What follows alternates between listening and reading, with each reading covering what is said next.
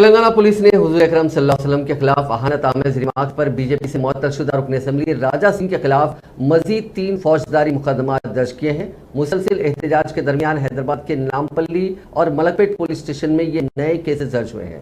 سیپرآباد police commissionerate کے Rajendra Nagar police station میں بھی ایک اور کیس درج کیا گیا ہے۔ رکن اسمبلی کے خلاف مذہب کی بنیاد پر عوام کے درمیان نفرت کو فروغ دینے کے لیے مقدمات کا اندراج عمل میں آیا ہے۔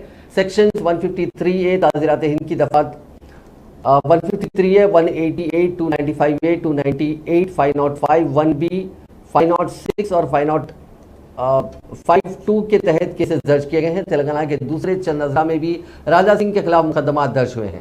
حیدرآباد اور تلنگانہ کے دوسرے مختلف علاقوں سے تعلق رکھنے والے مسلم نوجوانوں نے ریلیوں کی شکل میں پولیس اسٹیشن پہنچ کر شکایت درج کروائی۔ منگل کو اس کے خلاف 6 پولیس اسٹیشنوں میں کیسز درج ہوئے تھے۔